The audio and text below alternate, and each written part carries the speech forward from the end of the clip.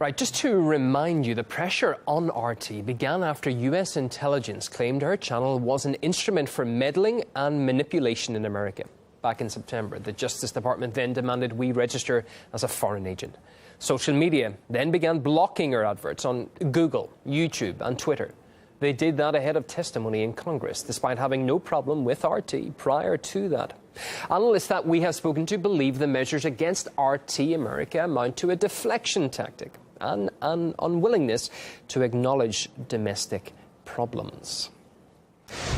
Well, let's ask some questions now and go to Marcus Papadopoulos. Marcus is publisher and editor of Politics First. Marcus, always good to have you on the programme. Just on the overall thing that's happening here, why is RT, do you think, facing such unprecedented pressure from the US government and being forced to register as that, a foreign agent?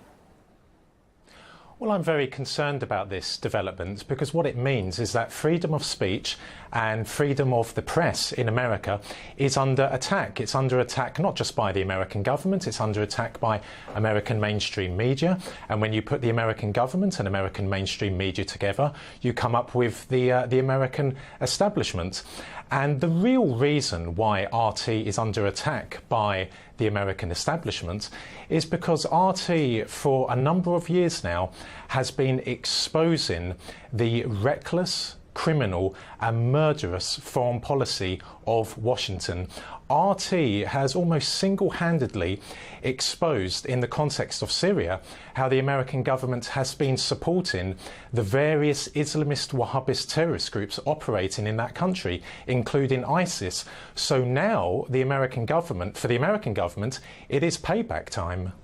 The Committee to Protect Journalists has criticised the measure, Marcus.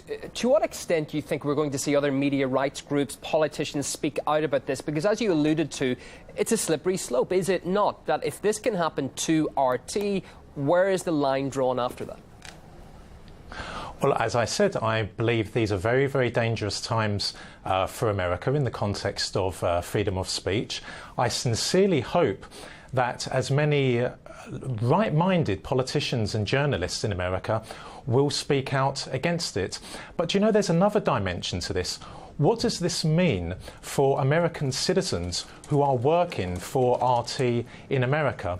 I'm very alarmed by the consequences, the possible consequences of listing RT as a foreign agent, because firstly, it could severely damage the reputation and the integrity of American citizens who are working for RT, and thereby it could deprive them of a livelihood. But also, let's be aware of an even more sinister potential consequence. We are all aware of the anti-Russian hysteria at present in America.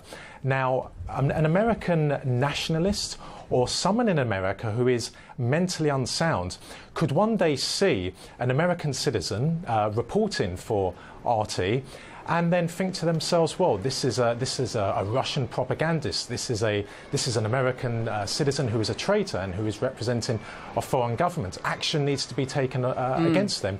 This person concerned, a nationalist or someone that's not well, mentally speaking, could take things into their own hands and could physically harm American citizens who are working for RT. Yeah, can I just further think on that point? Because RT, OK, receives funding from the Russian government, but how does that distinguish it from other state-funded media working in the US? Is it apart from the fact that it's Russia and not, for instance, Britain or France, when you're talking about BBC or France 24? The difference is a hard line there. Yes. Look, Russia, RT is funded by the Russian government, no different to how BBC News is funded by the British government. If American policymakers are going to contend that RT is Russian propaganda, well, then the logical conclusion to draw from that is that BBC News is British propaganda. The reality is that RT is being targeted because it is exposing, as I said, the reckless, murderous and criminal foreign policy of America. RT has shown how the Americans are collaborating with the numerous terrorist groups in Syria, from ISIS to al-Nusra to the FSA. And of course, American policymakers are acutely aware that the Russia of today in 2017 is a very powerful country, and it is challenging American global dominance. Marcus, thanks for your time and thoughts this hour and coming on the programme. Marcus Papadopoulos, he's the publisher and editor of Politics First in the UK.